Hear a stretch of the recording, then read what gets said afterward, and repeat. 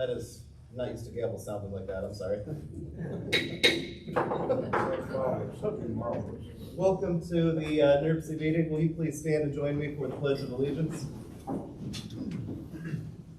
I pledge allegiance to the flag of the United States of America and to the republic for which it stands, one nation, under God, indivisible, with liberty and justice for all.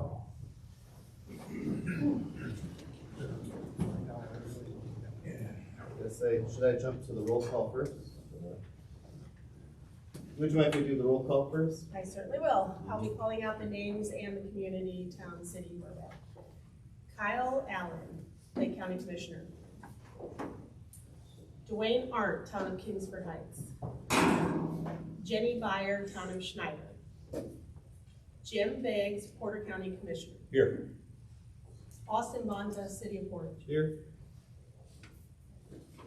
Kevin Breitsky, Porter County Surveyor. Here.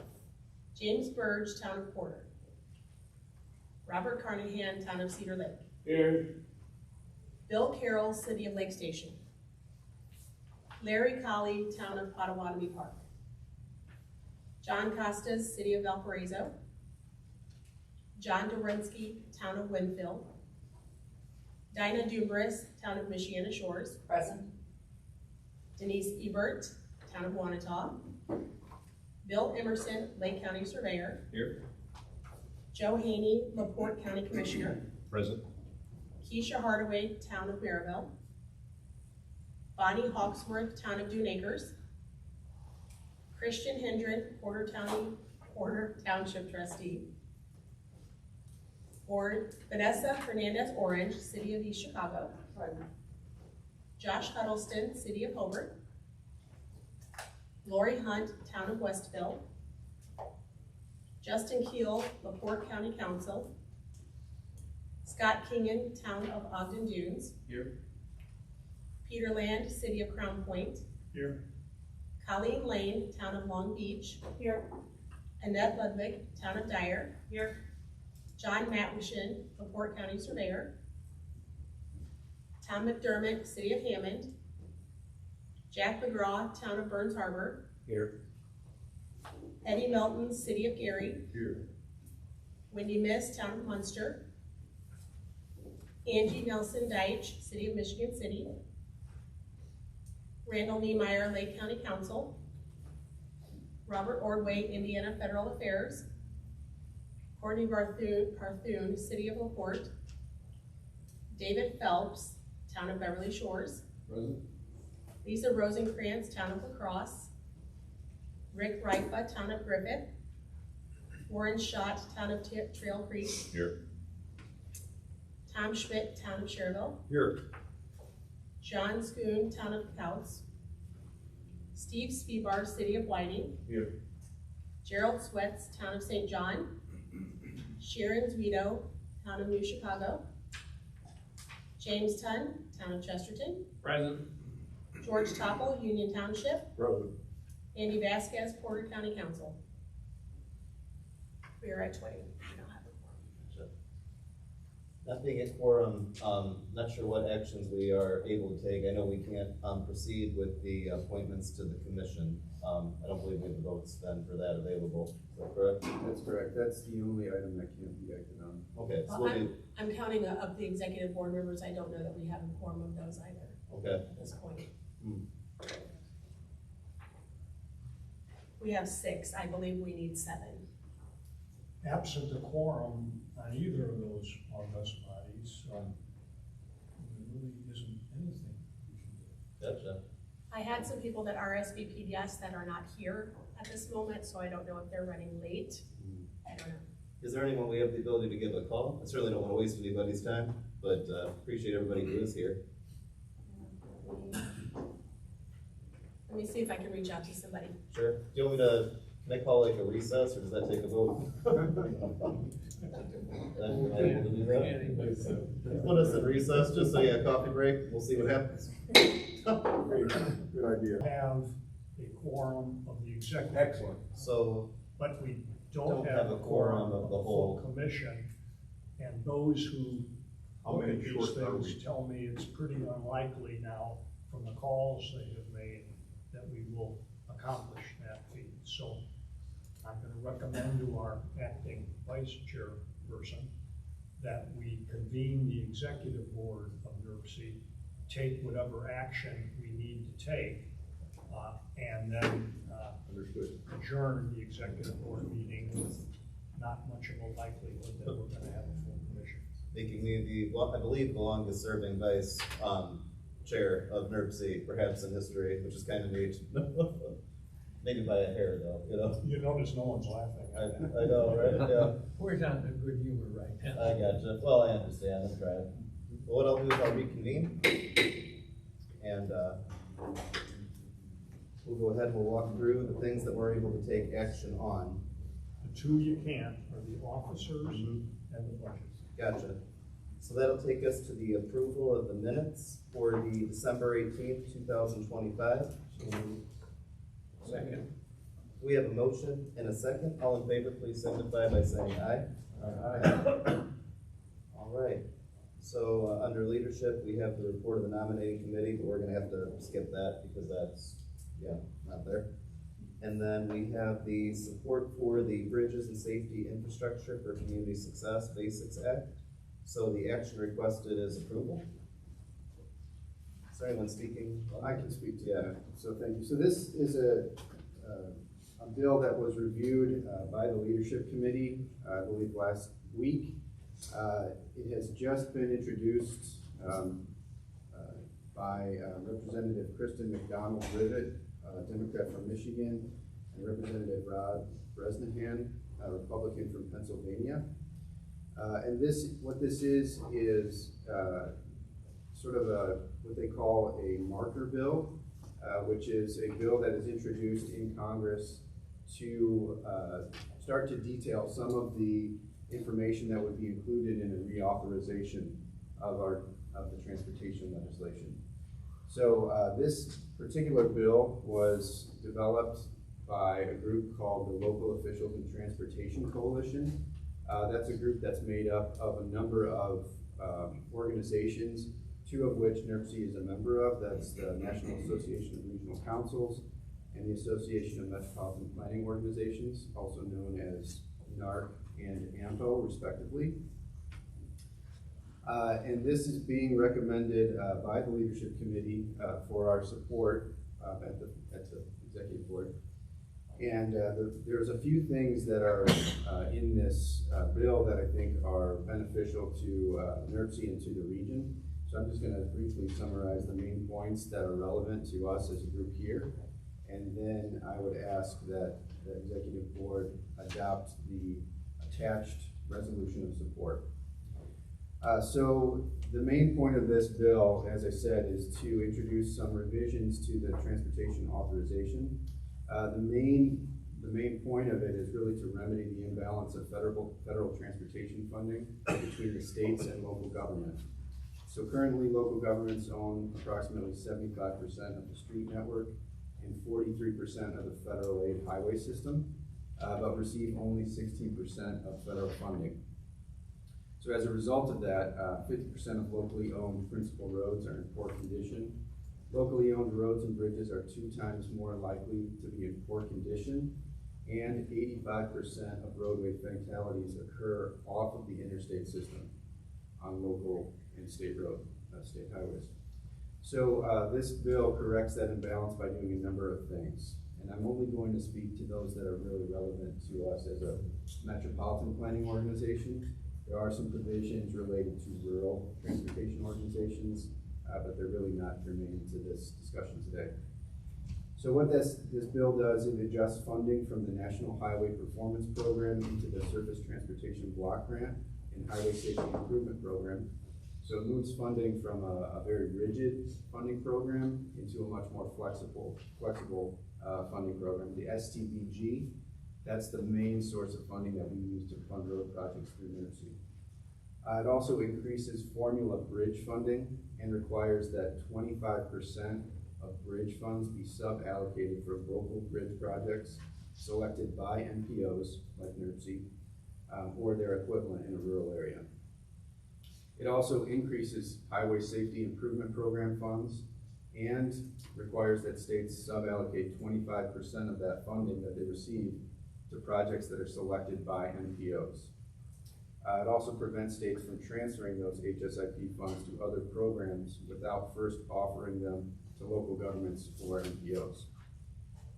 In this instance, NDOT actually sub-allocates an equivalent proportion of HSIP funding to the NPOs already, so that wouldn't change our position with respect to those funds. However, it would basically make that a matter of law rather than NDOT's discretion.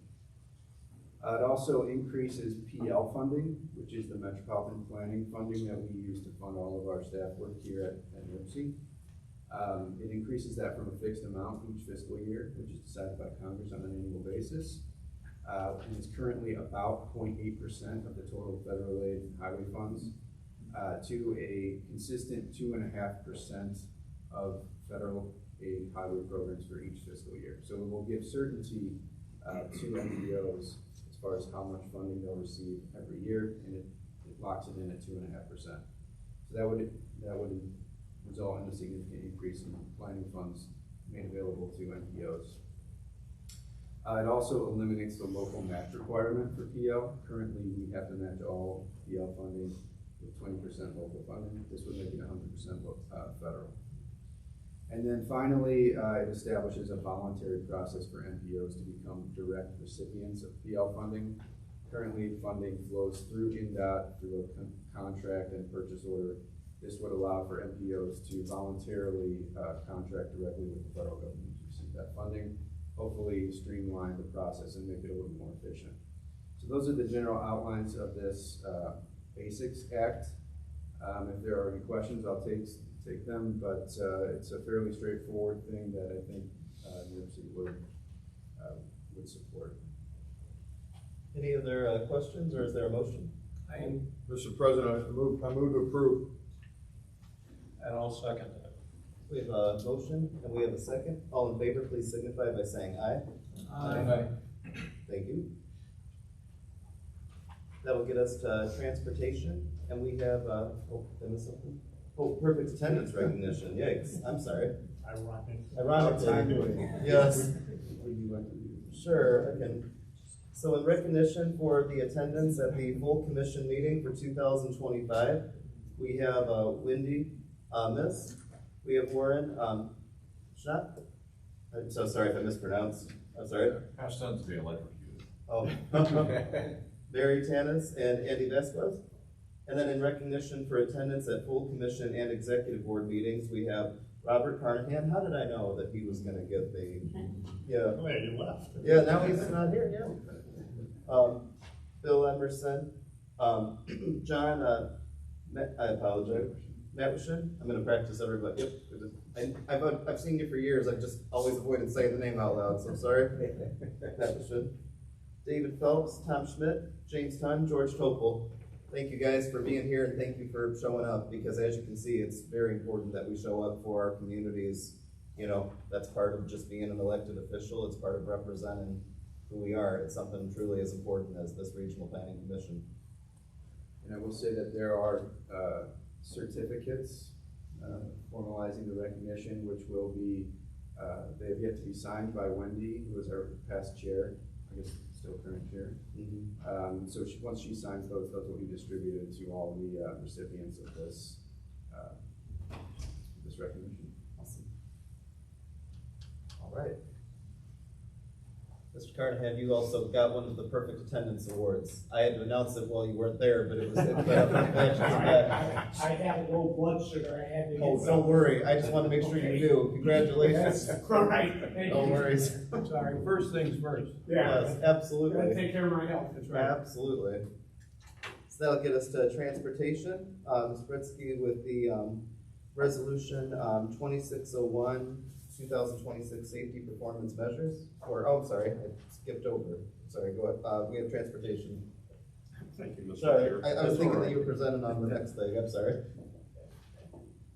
The Transportation Committee meeting met on February 3rd. There were two informational items presented to the committee. The first was a presentation from Mark Reinhardt of Coronado who reported on year 2 of NIRPC's road safety audit project. NIRPC, in partnership with selected municipalities, contracted with Corradino to complete road safety audits in 7 locations in Lake, Porter, and LaPorte counties. For each location, Corradino analyzed crash data and traffic counts, met with local officials on site, and developed an audit report with short and long-term safety improvements. These reports are now available for local agencies to use for their applications for Highway Safety Improvement Program, or HSIP, funding from NIRPC or NDOT. NIRPC has budgeted funds to continue the RSA, or Road Safety Audits, program during 2027, and will be accepting applications from municipalities later this spring. So everybody take note. It's a good program, and we've had a lot of success in my eyes with it. Tom Vanderboot reported that NIRPC staff have begun the federally required update to NIRPC's long-range metropolitan transportation plan. The plan update is intended to build upon the vision of the previous NWI 2050 and NWI 2050 Plus. It will carry over major goals and maintain the horizon year of 2050, but will incorporate new data and forecasts and public and stakeholder feedback to focus on specific implementation actions that NIRPC and its partners can take to advance these goals. Throughout the process, staff will involve the Transportation Committee and other NIRPC committees, state DOT and federal partners, regional stakeholders and partners, and the public, including traditionally underserved populations. The plan update is anticipated to be completed by July 2027. There are 2 items for commission approval today. The first is Resolution 2601, adopting 2026 safety performance measure targets. Information regarding this item is included on pages 17 to 22 of the agenda packet. Bryce Benninger will describe this action. Hey everyone, so today we're going to be discussing the safety performance measures for 2026. So on page 17 in your packet are the numbers for those targets. Just to clarify, these are numbers for the entire state, not just for the NIRPC region. So those are numbers we would not expect to see solely in Lake, Porter, and LaPorte counties. So since 2012, MPOs and state DOTs have been required to set coordinated targets for the federally required safety performance measures. NIRPC works to set these targets in coordination with NDOT, IDOT, CMAP, as well as regional transit agencies. Additionally, these performance measure targets must be included in NIRPC's MTP as well as our TIP. So NDOT's safety target development is outlined by the Highway Safety Improvement Program, or HSIP, that requires the annual performance measure targets be set by NDOT and NIRPC. These federally required performance measures include number of fatalities, rate of fatalities, number of serious injuries, rate of serious injuries, and the number of non-motorized fatalities and serious injuries. Since 2024, NDOT has developed statewide targets based on a 2% straight line reduction from the 2021 5-year average. NDOT develops and distributes these targets to MPOs for adoption. NIRPC adopts the state targets as opposed to setting their own regional targets, as the Indiana State Highway Safety Plan outlines that this is a state-led performance measure framework. Additionally, this results in consistent calculations, definitions, reporting periods, and baselines. Additionally, the state has a strong influence on road investments in this region. So again, on page 17 at the bottom of the page, you'll see the performance measure targets listed for 2025 as well as 2026. You'll see that some targets appear to increase from 25 to 2026, specifically the serious injury rate as well as the non-motorized fatalities and serious injuries. And this is mainly because the Indiana State Police use the Automated Reporting Information Exchange System to report on crash data. And the Federal Highway Department came out and required that states use a specific classification system for the nature of serious injuries, which led to inconsistencies in the data from 2019 to 2022. However, by the end of 2024, all Indiana police agencies were expected to transition to ARIES 6, the newest update to the system to help combat those issues. However, because those discrepancies exist, INDOT had to go back and recalculate its 5-year trend lines while verifying with Federal Fatality Analysis Reporting System, or FARS, data. So based on these new trend lines, the 2026 targets appear to have increased, but that's because the trend line increase, so the 2% reduction, is actually a bigger number than it was in 2025.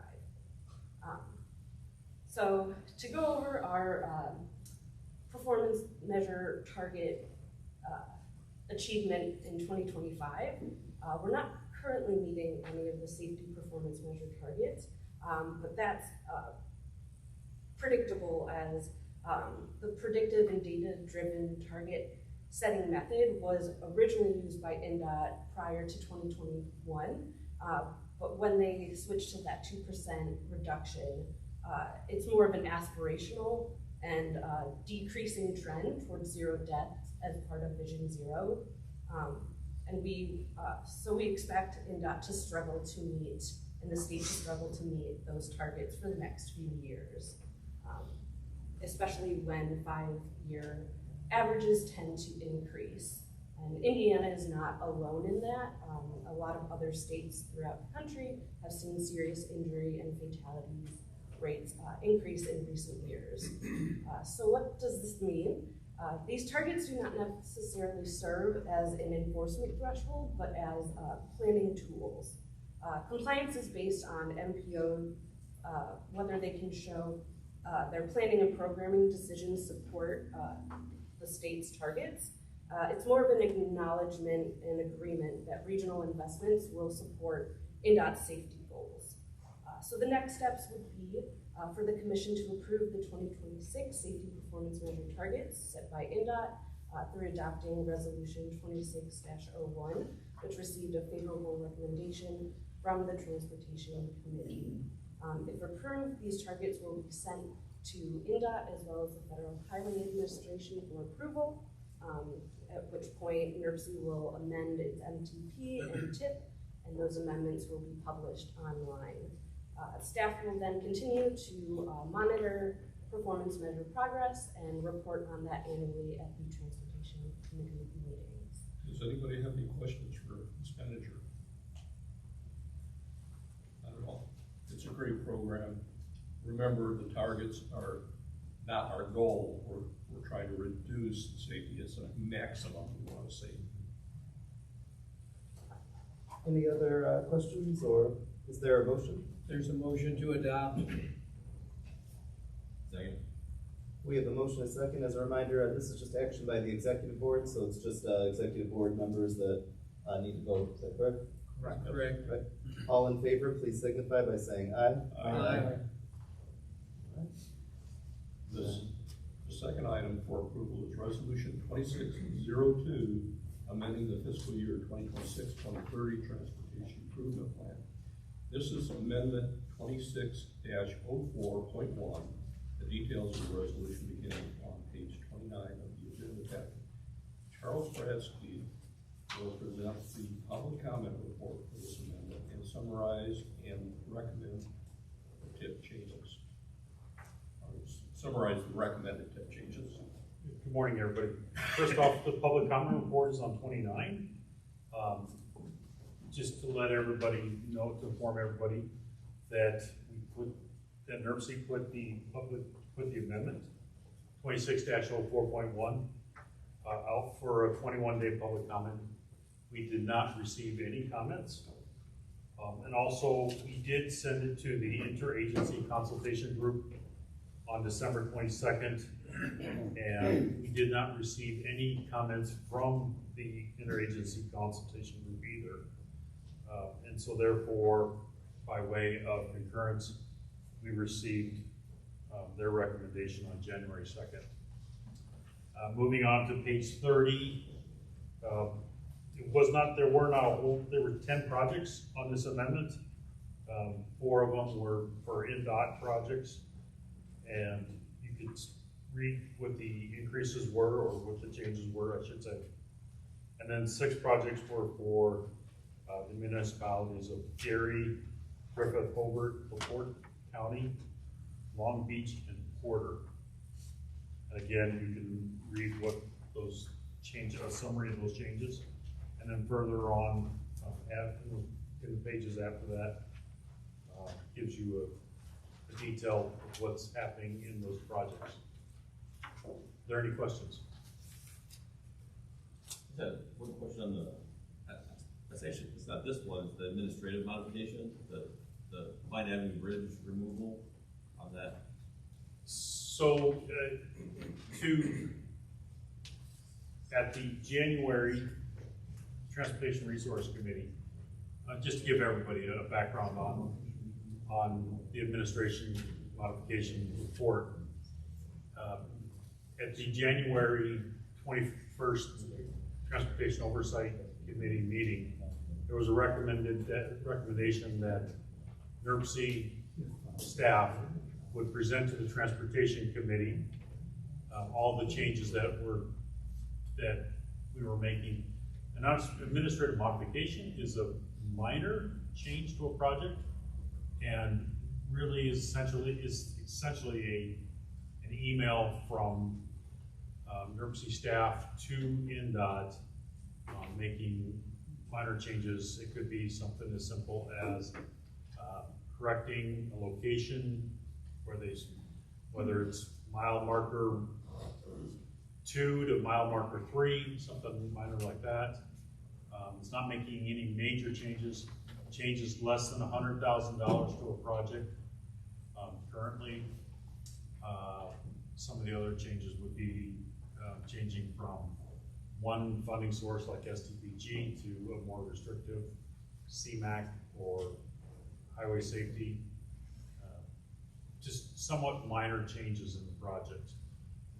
And the Transportation Oversight Committee wanted to see a report that was given. So that's what that report is. Now, you had asked about the Klein Avenue project. Yeah, I was curious about that. That's an NDOT project. Yeah. You said it reduced $20 million. I just didn't know that was On page 24 of our packet. So bridge removal. Yeah. Yeah, it's updated estimates. Probably came in. And going on to, with the construction nowadays, we're seeing estimates coming and they're somewhat all over the place. I had a project, NIRPC had a funded project that recently, this past month, last week actually, went to bid and it came in at 65% of the engineer's bid. I'm used to our project. But then again, I had another project in January that was, it was a $10 million project, came in 33% over, came in at $13 million. The city is gonna rebid that project, rescope it, and take some items out and rebid it in the May. So it's really tough nowadays to figure out how a bid's gonna land. Sometimes you're good, sometimes you're wet. So. Thank you. Mm-hmm. If there are no further questions or comments for Mr. Bradski, the Transportation Committee recommends the approval of Resolution 2602. Recommend approval 2602. Second. We have a motion and a second. All in favor, please signify by saying aye. Thank you. In addition to the TIP amendment, Mr. Bradski reported on administrative modifications to the TIP. These are minor changes to the TIP that do not require public comment or commission approval. They are included in the agenda packet beginning on page 24, just for informational purposes. And since we were talking about roads earlier, just a reminder, I'm sure everybody has frost laws in effect now, but they should have probably be done at the beginning of this week. But you might check with your road departments to protect your roads.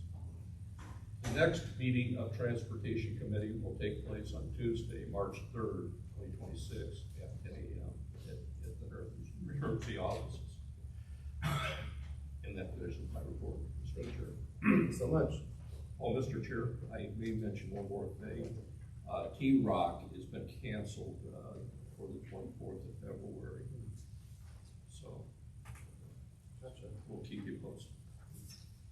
That gets us to economy in place, Mr. Topol.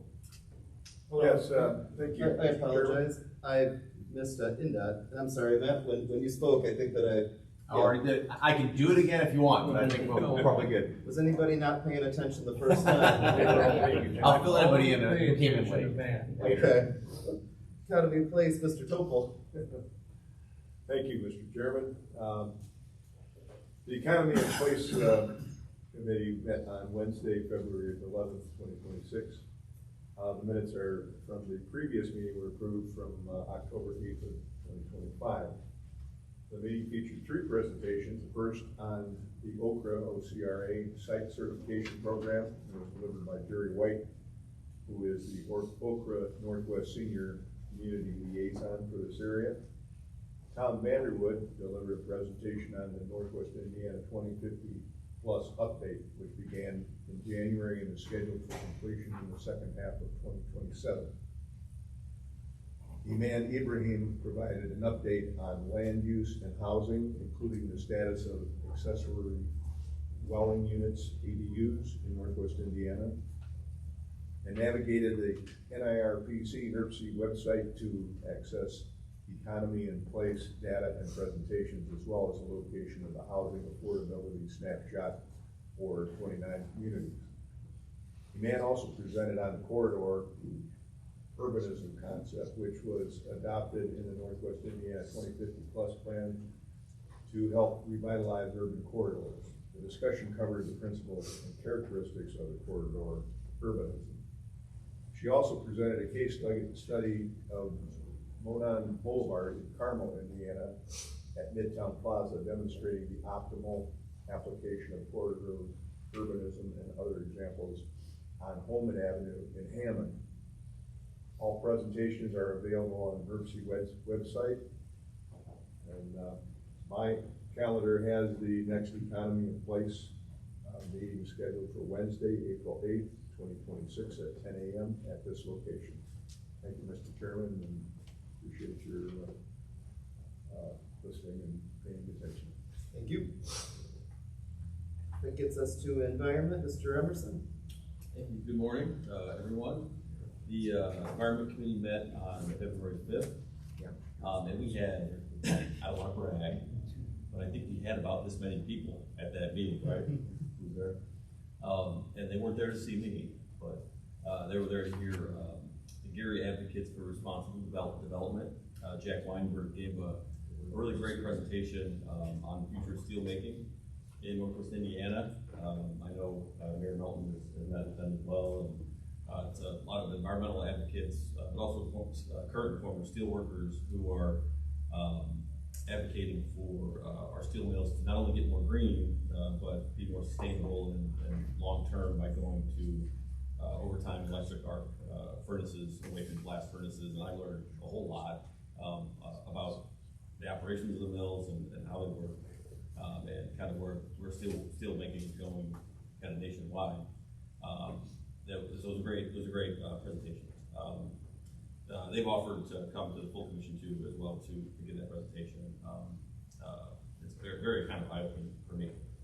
We also heard, our planning updates, Ryan Lesick, with Drive in Indiana, gave a great presentation on, electric vehicles, green vehicle, grants, opportunities. If any of your communities are looking to upgrade their vehicles or go green, talk to Ryan. He's, I'm always shocked at how many grants are available, and he has, great experience, doing that. So, then Kathy Luther gave, kind of the environment, committee, annual update of all the programs and projects that we've done, which is great as well. And, our next meeting, I don't know if it'll be as well attended, hopefully, if we all come. Our next meeting is going to scheduled to be May 7th, right here at 10 o'clock. That's it. Thank you, Mr. Chair. Thank you. Any other business? Mr. Chair, I think a lot of people forget that we have these recordings on YouTube. So in your spare time, Yeah. if you're interested, like, there was a good discussion I saw on YouTube, on the NIRPC channel. That you can pick and choose. Whatever you have some spare time. No, that's great. You can fast forward for me talking right to the presentation sometimes too, so. Well, I appreciate everyone's patience through this meeting. I did want to say, given the importance of passing the budget, I really think that it is urgent that we schedule a full commission meeting much sooner than later. I'm not sure when it comes to communicating with the staff, because I know Ty's not here. Do we need really like his okay, or is there a way to communicate? Because to put it really simply, and not to get like too passionate, it's been kind of a weird experience here at this particular meeting. Imagine if our cities ran like this. I mean, imagine that, for those of you in the room who are mayors, imagine if your city council routinely didn't have a quorum. Or imagine being a city council member and routinely not having a quorum, you know? And I understand that maybe in a given day it might not seem like that big a deal, but you could say that about almost all of our local government meetings, right? There's a great story about a wedding where everybody who was invited was asked to just bring a jug of wine to put into a large pot.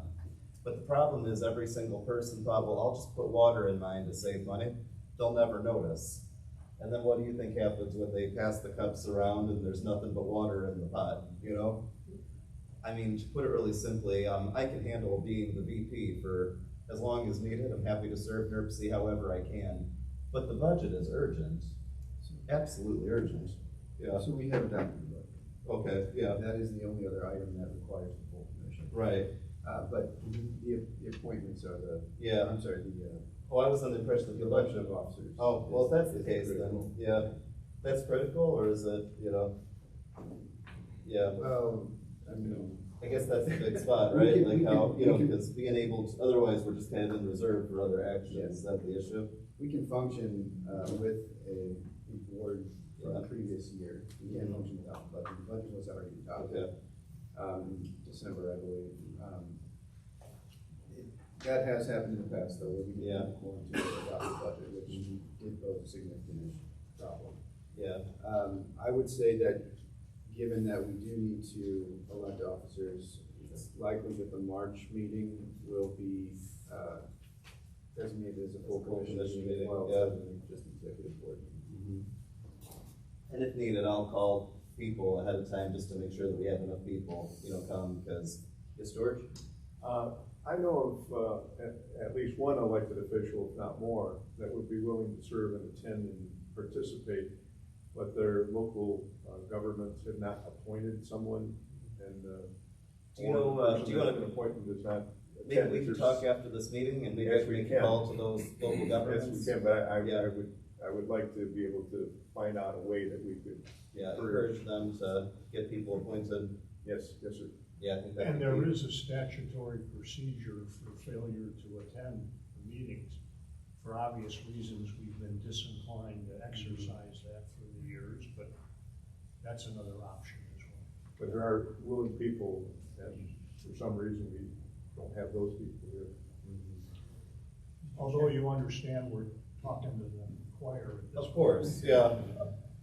Mr. Chair, just to circle back for a minute, speaking from my own opinion and interest, Bill was talking about a presentation of steelmaking that we might arrange. I, for one, would very much like to see that. You know, we have steelmaking here in Porter County too. done to reduce the air emissions that come from the steelmaking process currently. Mr. Chair? Yes.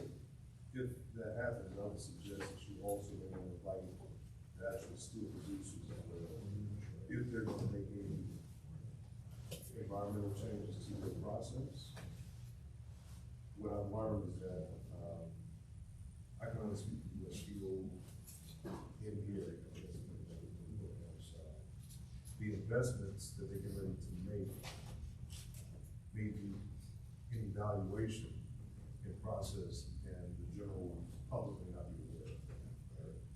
So I would, to have a fair and balanced conversation. Good point. Thank you. Yes, sir. One last thing, I'd like to commend the city of Hammond, Gary, and Portage for their attempt to get the Chicago Bears stadium here. And I wish and hope that we get at least in one location here in Northwest Indiana. Well, I think that it's moving in that track, not necessarily Portage, but all said and done, we'll follow the news as it's broken today very closely. Mr. Mayor, I was hoping you were gonna bring the promotional video today. Promotional video? Yes. Well, that would just be a little bit, I don't know, it might come off a little rude given the circumstances. Oh, Might have to be good timing for that. Been here today, so. Yep. And again, thank you guys all for being here. I know when we talk about attendance issues, that is the challenge, is, essentially preaching to the choir, but all said and done, I'm definitely in a spot now where I realize the importance of calling people ahead, and we really need to build a strong attendance culture, I think, to really make this body as dynamic as it needs to be. So you understand, which we do. Oh, yes. Call people out. Oh, I know, but I mean, as a member of, as an aspiring actual chair, not just acting chair, I need to start making those calls to get people, yeah, maybe one day. Dave, what is the penalty? What's that? What's the penalty for not attending? I think I'm gonna start going on Facebook and congratulating everybody by name who came and, publicly. Candidly, There you and, go. There you go. and I don't want to overemphasize this. I mean, it's been a problem in the past, but it's been one that we could resolve. Yes. It just gets a little frustrating for all of us who choose to give of our time and our talent and our energy, but under the statute, first of all, Ty started a process, you may see it in here, of listing those commissioners who were not in attendance, okay, in the minutes that you were approving.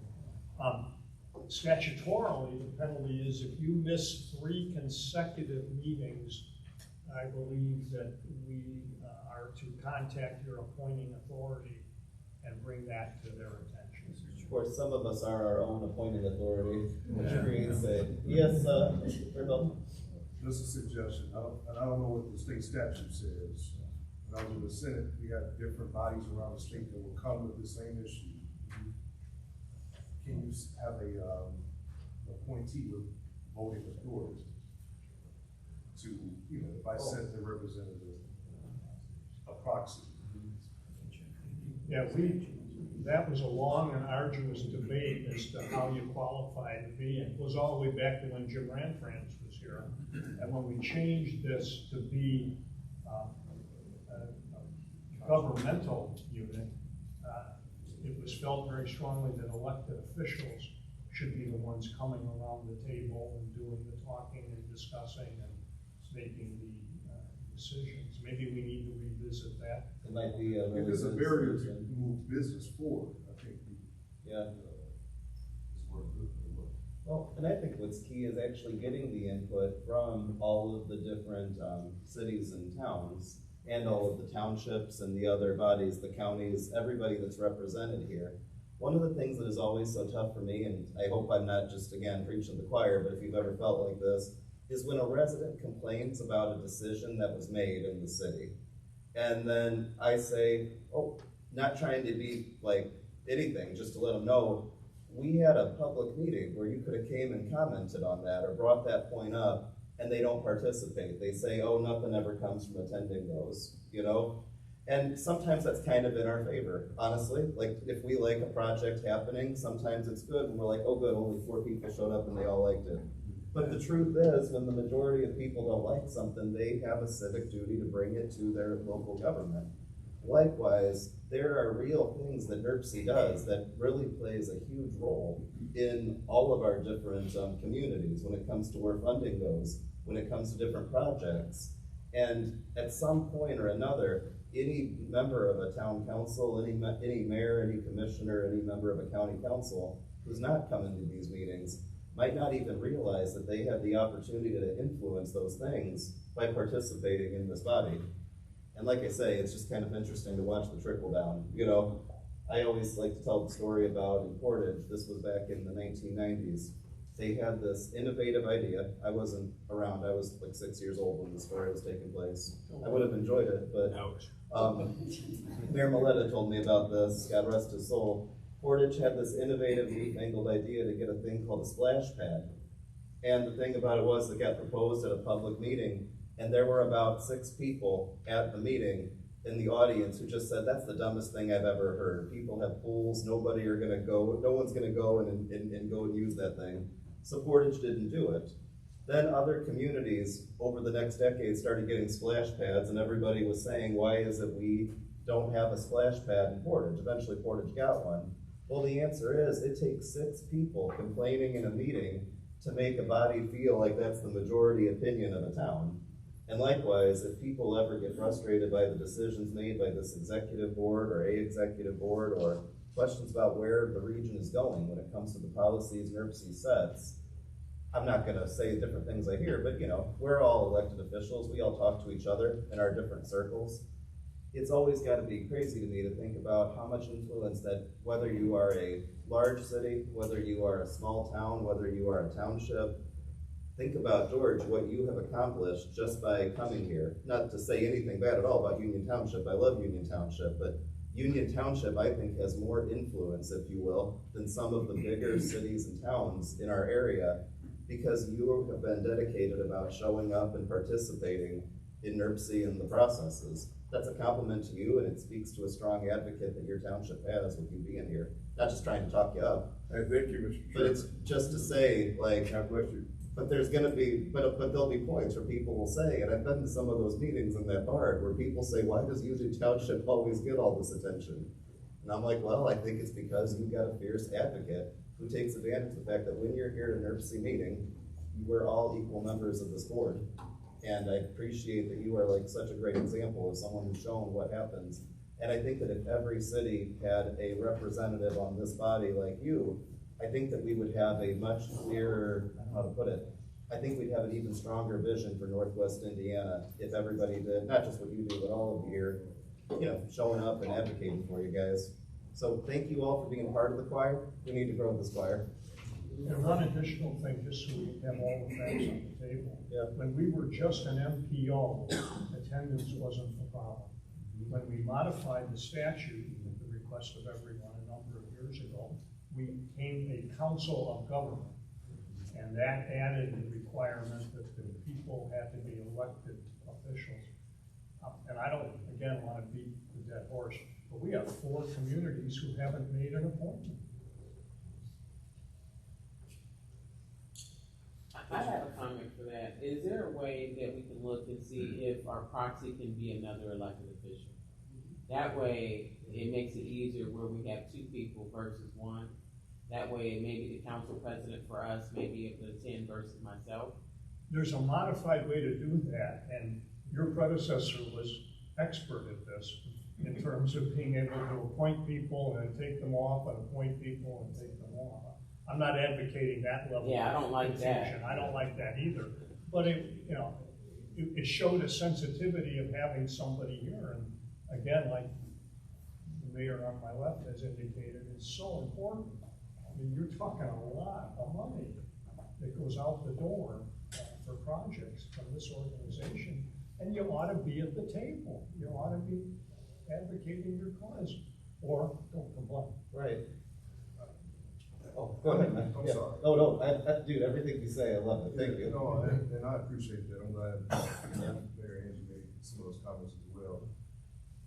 I think it's going to be helpful in the future to do some type of onboarding for newly elected officials on the significance of their body, what the responsibility and roles, and if I missed the onboarding, forgive me if I didn't come to it, but I think there's still some things that I'm not as up to speed on, just from a responsibility perspective, that might help me. In the past, staff has given a presentation for the end, that's a great idea. It's been done, it just wasn't done this year. Oh, well, that's an issue. And you used to get a package too. But it hasn't been done even since before I ended up coming onto the board as well. So this is my second year now. So I'm coming from a perspective of also, like Mayor Melton, not understanding or knowing, but seeing the package and understanding where money flows to, and how can I first let my mayor know as his representative where we're moving to, how I should insert myself and advocate for my community if we don't know what we're actually doing other than giving information to the mayor. If I could ask a question to our attorney, but I don't want to get in trouble, that's why I'm asking the question to our attorney. You're right? already in trouble. I'm already in trouble, you know, but here we go, like, when it comes to like the open door laws and how they impact things, I guess what I'm thinking about is certainly we have, you know, our different committee meetings, we have like our region committee meetings, but let's say Mayor Melton and I, you know, we had a particular concern about something that was being proposed. Not to compare this to a legislative body in that way, but just like, I think I'm referencing you because you're a friend and we talk a lot. If you and I, like, let's say, I hate to sound like this, let's say there was a thing that we felt we needed to defeat, you know? If I start calling him and we start calling different people who are representatives on this body, I would say that would be unconventional. I'm not familiar with something like that happening. I've heard stories, like almost legends of a certain highway project some years ago that kind of got a little bit controversial. But I mean, I guess what I'm wondering is like, how much of this body and its rules are really based on the fact that, you know, things happen in the official meetings compared to, let's say that Mayor Angie, Mayor Eddie, and myself, we got together just as three mayors and say we wanted to meet with Ty about ideas we had, and then we then tried to figure out how to, I don't want to say finagle, but like, got it into something created by NIRPC. I guess that like, I feel like so much of what happens at NIRPC is very like office driven. I don't mean that in a bad way at all, but it's usually then kind of presented to us as things working on. I know, but I guess what I'm trying to get at is how much historically has been or can be member driven, you know, things that we want to see happen in this body. Does that make Well, any sense? I can respond to that as one that may have a little more experience with it. I can remember times when this body met that it was fairly raucous as a result of participation, which is fine, but it had to be called to order many times, and it got conflictual between individuals. So I think any good thing, like the participation, can go as we've seen. Sure. Unless people maintain their civil discussions. But in my experience, I guess what I'm saying is I I've feel seen like, it go south. and I've heard, again, like you say, that highway project, I don't remember how many years ago, I want to say 2011, I heard was kind of crazy, but like. Indiana Expressway was another. Maybe that's what I'm thinking of, Yeah. People generally do come up when they get a burr in their saddle. You've seen it. So, can we, at least, ask the, Ty and the leadership to maybe pull together some type of meeting, onboarding? And the reason why I'm saying that, because I was always of the notion, even previously before I became mayor, that if you weren't at the table, you wouldn't get anything. In Michigan City, I look at the numbers, I'm like, where's our stuff, right? So I think there is a disconnect between new members and understanding how we get funding and what that process is and how long the process is, because some of these projects are longer.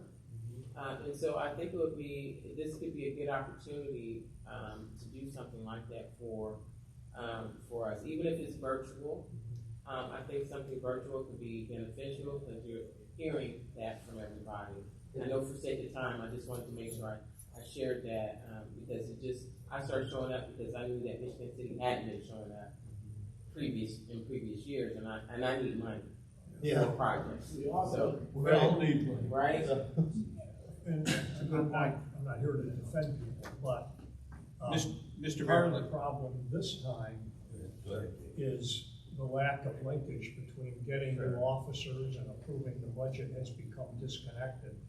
And in the past, that's, rightly or wrongly, that's what's triggered the thought that we need to make a training session available to people. So that's part of the problem. And you know, engagement is an important word.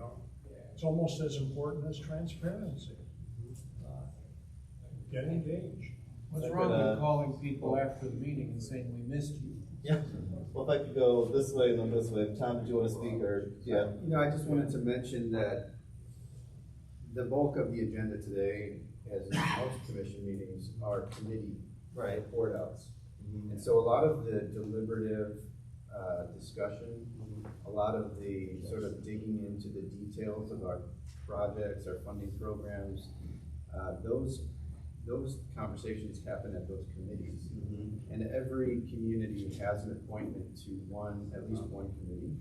And a number of municipal representatives attend those meetings, not always elected officials, but often staff.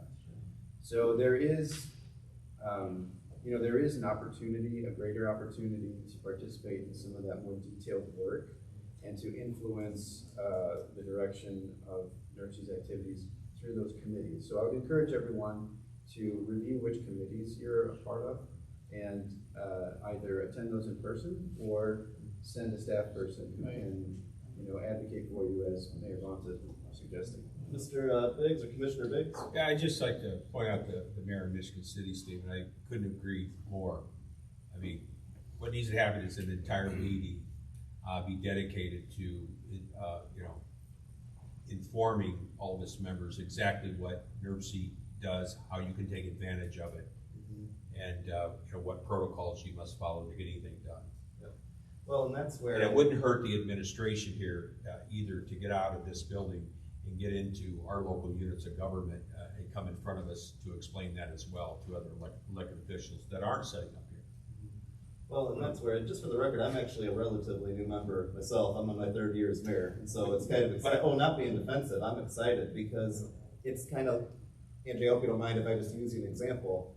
I think that part of maybe what's created a situation is that you come to an NIRPC meeting, and for a lot of us, it's updates on things that have already happened. Now, there's a way to get ahead of that, as you're saying, but ultimately, Angie, if you've got an idea to get $1 million to Michigan City, you want to know where to start for lobbying that with NIRPC, Mr. Chairman, I'd like to say that, and Commissioner Biggs, Mr. Vanderwood has attended my township meeting, and he's also attended the township trustees quarterly meeting to make presentations and let us know what they can do and what they can offer, and we can ask questions. So I think all you have to do is ask, and they're willing to provide that type of outreach.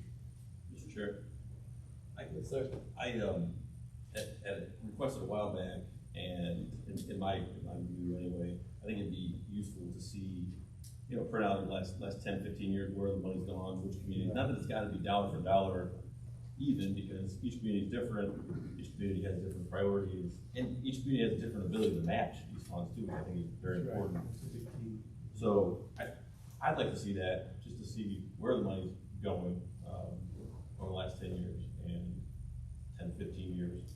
And then we can make other decisions based on that. Maybe some communities need more help, setting projects up or whatever else, but I think that'd be useful to see. Well, I think that's where it's not going. right. Well, and for the record, I don't know what the answer to that question would be. It could be fascinating no matter what. Is it relatively evenly distributed, or are there certain areas? And there's often an explanation for why that, It's true. A lot of times it is the match. just don't hear it. A lot of communities don't have the match. Right. But that gives us something that too, to build on of, well, wait, if we have communities with needs, how do we address? Right. Well, this is my commitment to everybody. I'm going to be talking to the team here, and what I'd like to do is looks like we're heading for our March meeting to be a full commission meeting, hopefully with the goal of electing the new leadership team up here. But ahead of that, I'm going to be calling each municipality from I think you said there's 4 that have not sent anybody. And I'm going to urge them to select somebody beforehand. Right. and then calling the others to remind them of the importance of, coming here, to this meeting. And I'd also like to talk about just some things we can add to the agenda of the meeting. I had a clever idea, really a review.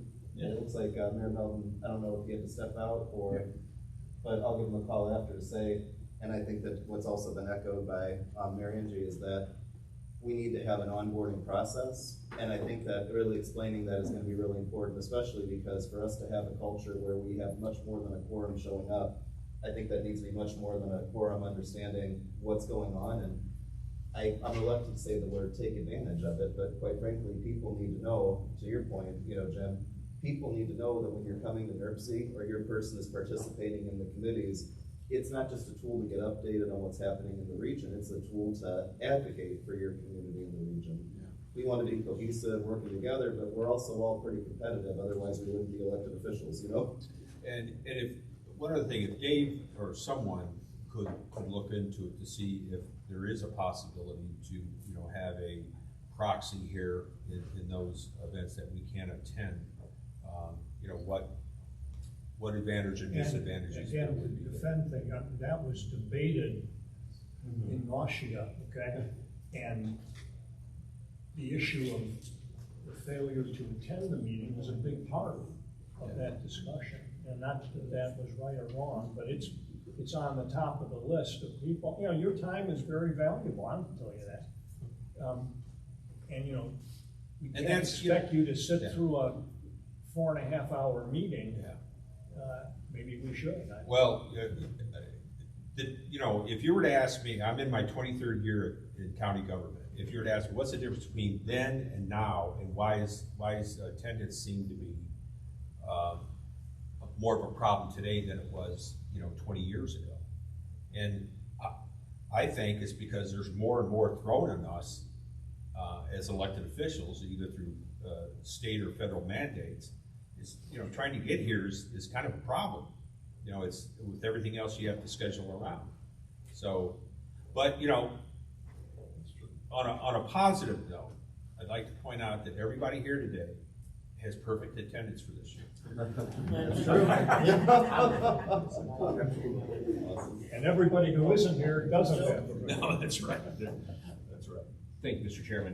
This is my first year on being appointed to NIRPC and first meeting of the year here, so I'm glad to be here. I also like to echo the onboarding thing. I did quite a bit of research. I spoke to our council member Teal, who's a member of the body as well, former president here, to try and bring up speed. Our onboarding process would be great.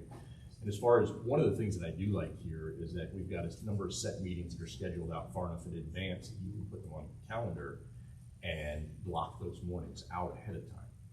Sometimes we have, like, our solid waste district has special meetings all the time. We've had some issues over there, but trying to schedule a meeting in the middle of the day that's only 1 or 2 weeks out can be difficult. But here we're looking out 2-3 months at a time, and I would encourage everybody, when you get done here, pull out your calendars, walk out some of those meetings that are coming up over the for the rest of the year.